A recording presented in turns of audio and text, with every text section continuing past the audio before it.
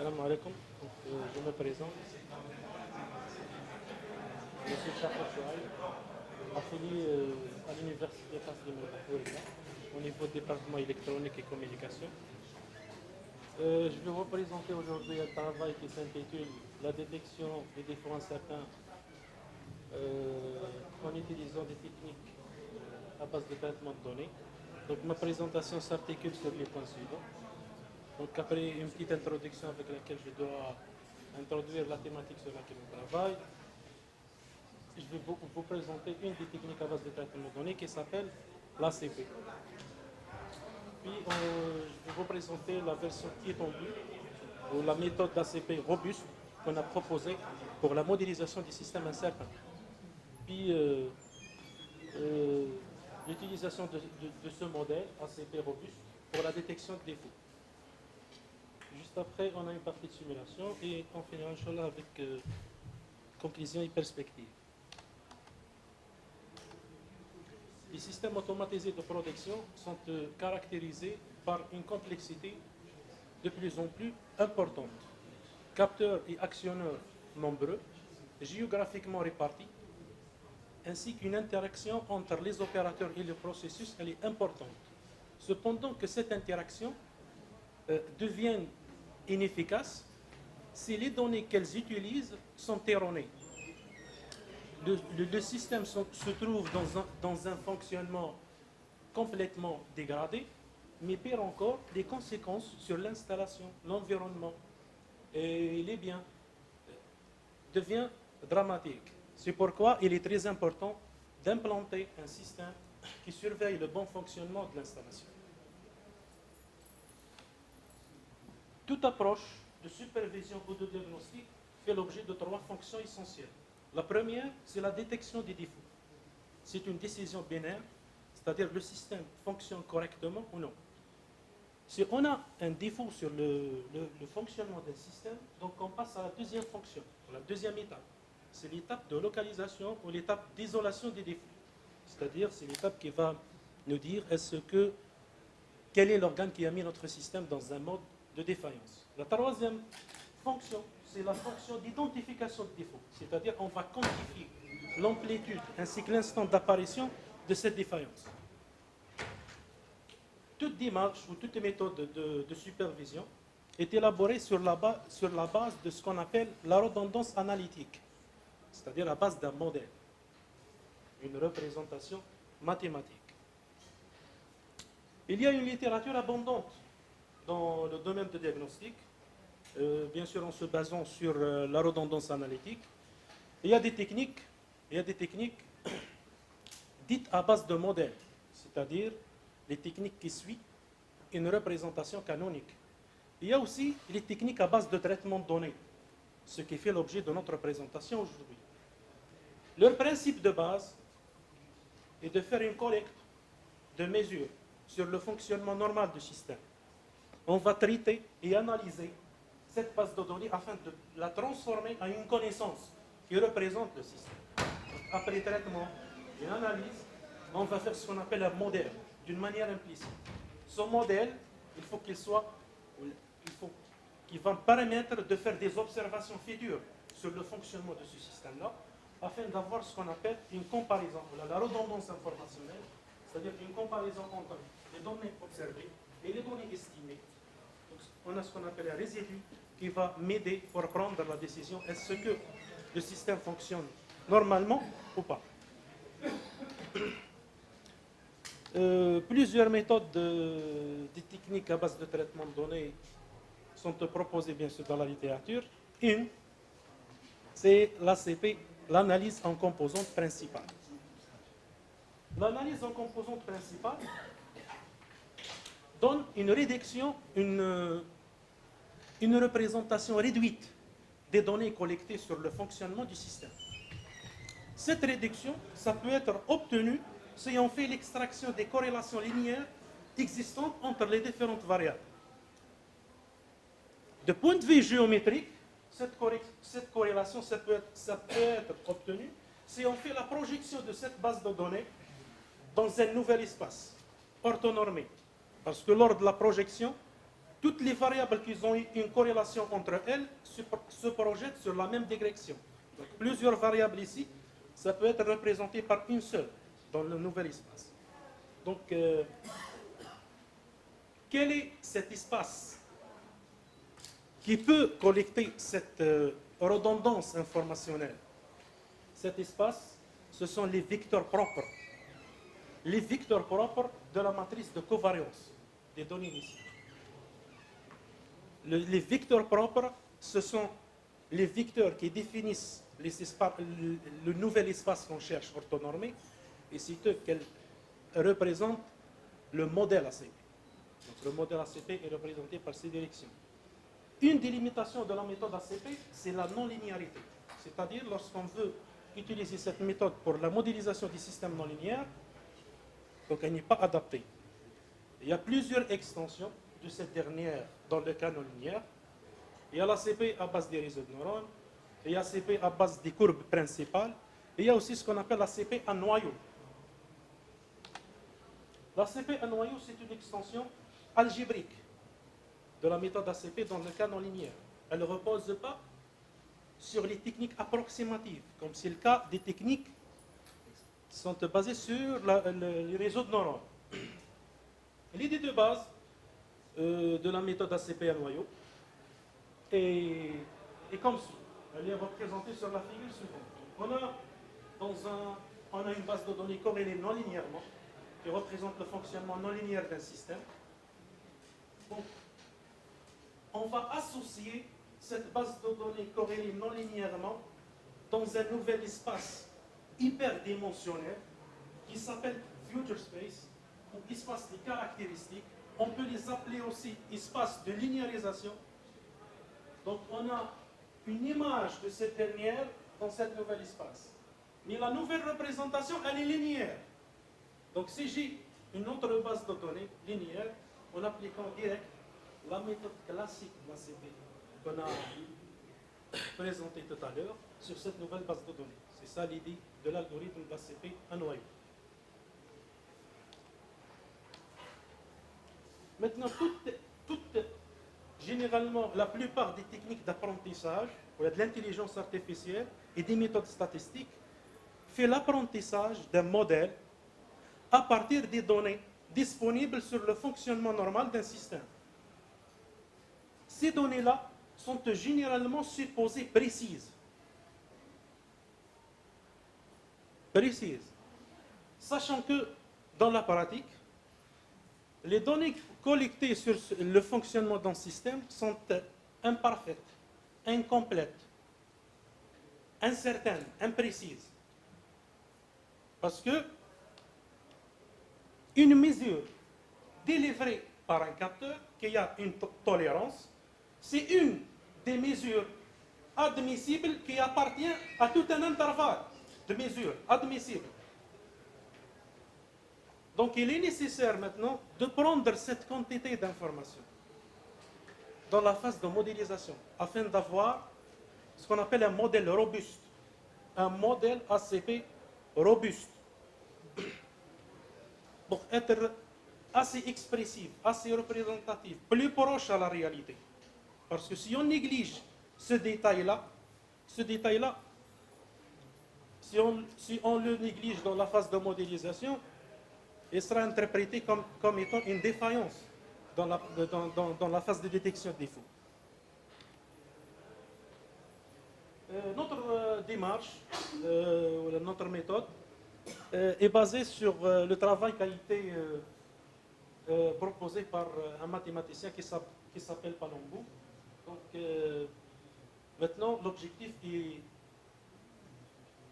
est de faire une modélisation des données incertaines de type intervalle. C'est-à-dire qu'on va interpréter cette incertitude par intervalle, un intervalle de mesure.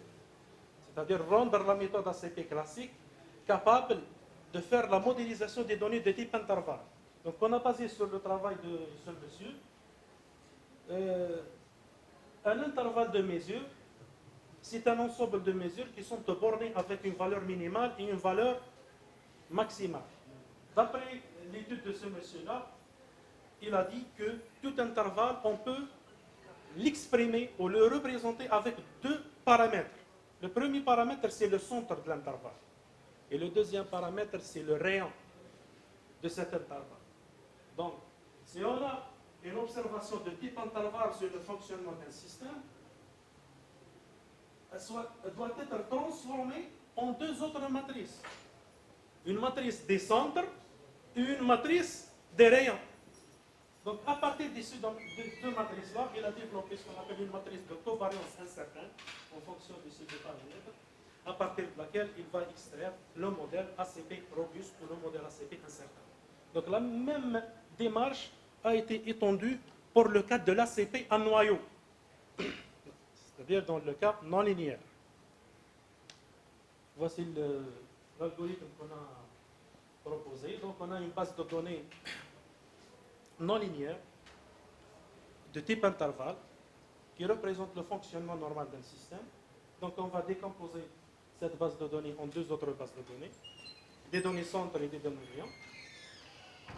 Juste après, donc, on fait l'association de ces deux dernières dans un espace des caractéristiques via ce qu'on appelle des fonctions noyaux. Donc, on obtient ce qu'on appelle des matrices noyaux centre et matrices noyaux rayons.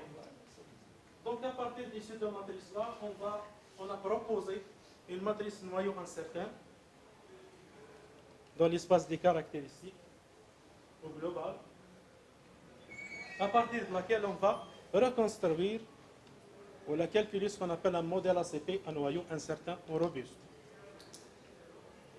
Un modèle, généralement, donne une représentation des données en absence de défaut. Donc, il va modéliser la relation qui existe entre les mesures. Donc, si on a un défaut qui apparaît sur le fonctionnement d'un système ou sur la base de données, ce défaut-là, il va casser cette relation. Donc, le modèle ne savent plus cette nouvelle représentation. Donc, ce défaut-là, il se traduit, on peut le détecter par ce qu'on appelle des indices de détection. On a l'erreur quadratique de prédiction, l'indice SQE, qui est calculé par la fonction. Donc, si l'erreur quadratique est inférieure au seuil qu'on a choisi, donc on peut dire que le système fonctionne correctement. Dans le cas contraire, on dit qu'on a un défaut sur le fonctionnement d'un système. On a validé notre méthode, notre algorithme sur un simulateur qui s'appelle Tennessee Eastman. Il est très reconnu par la communauté scientifique pour valider les différents algorithmes de commande de diagnostic. Donc on a simulé cet algorithme durant 1 heure. Donc on a fait une collecte de mesures sur 22 capteurs. Puis on a, comme on est dans la simulation, donc on a généré une incertitude de mesure. Donc afin d'obtenir ce qu'on appelle des données de type intervalle. Donc on a modélisé ces deux techniques-là avec la méthode classique de la CP à noyau et la méthode proposée. Et on a calculé les indices d'erreur quadratique. Ça, c'est en fonctionnement normal. En fonctionnement normal, la méthode classique présente un taux de fausse alarme énorme. C'est-à-dire, elle dit qu'on a un défaut sur le fonctionnement d'un système, sachant que le système fonctionne correctement dans cette partie de simulation.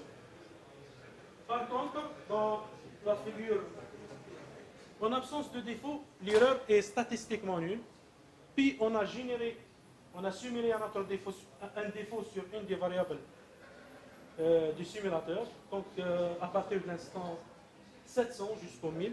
Donc on voit que notre indice peut détecter la défaillance et il peut faire la différence entre une incertitude et un défaut. Donc, conclusion, parmi les avantages de notre technique, donc on a proposé une nouvelle technique de l'ACP à noyau pour la modélisation des données incertaines. Puis on a appliqué cette méthode pour la détection des défauts. Et parmi les limitations qu'on a trouvées, c'est La complexité de calcul de cette méthode elle est un petit peu importante. Un autre point aussi, on a perdu un petit peu dans la sensibilité à la détection de défauts. Et merci pour votre attention.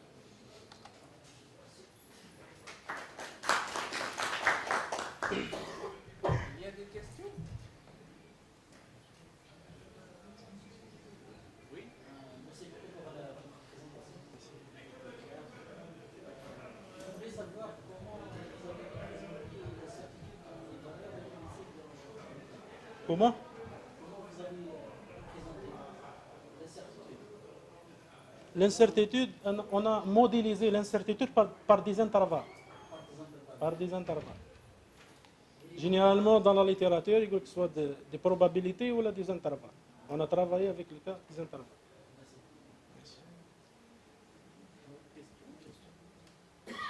Bon, premièrement, je vous remercie donc, de la clarté de votre présentation. Merci. Ma question, c'est, je voudrais signaler qu'il existe un cadre théorique pour représenter la méthode de PCA incertaine. Donc, vous avez fait une sorte d'un rayon, une matrice rayon et une matrice centre qui représente aussi le système incertain. Voilà. Oui. Donc, ça ressemble un petit peu à ce qu'on appelle une représentation polytopique du système. Polytopique. C'est-à-dire que vous dites que le système robuste, c'est juste l'ensemble d'un système qui existe dans un compact.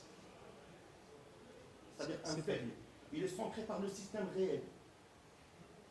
Est-ce que vous avez entendu parler de la représentation polytopique? Non. Peut-être ce terme que... On a une matrice avec des composants incertains, donc effectivement, au lieu que par exemple dans l'espace de toutes les composants, ce soit un point, c'est effectivement une figure qui est plutôt un polytope. Tu vois ce que je veux dire? Oui, c'est... Au lieu d'avoir un, par exemple, on a une matrice 3 par 3, il y a 9 paramètres, donc ça ferait un point dans un espace à 9 dimensions. Oui. Mais là, effectivement, s'il y a des incertitudes, ça va être une figure normalement, normalement ça devrait être un hypercube ou quelque chose comme ça. Oui, c'est ça, un hypercube, oui. Mais bon, Oui, c'est ça. on peut généraliser à une figure polytopique. Oui. C'est donné de type intervalle, oui. Dans une dimension Géométriquement, c'est... Oui. pas juste un intervalle sur une dimension, c'est-à-dire unique. Ça peut être sur une dimension n. L'incertitude, normalement, sera étudiée. Parce que, avant de modéliser, il faut étudier, ou, par exemple, dans le cas d'un capteur, il a eu une tolérance. Oui. Si on prend c'est une incertitude, on va la prendre dans la phase de la modélisation. C'est le simple cas. Et il y a aussi des phénomènes qu'on peut pas, on peut dire, qu'on ne peut pas les représenter correctement avec des données monovaluées. Ils sont plus...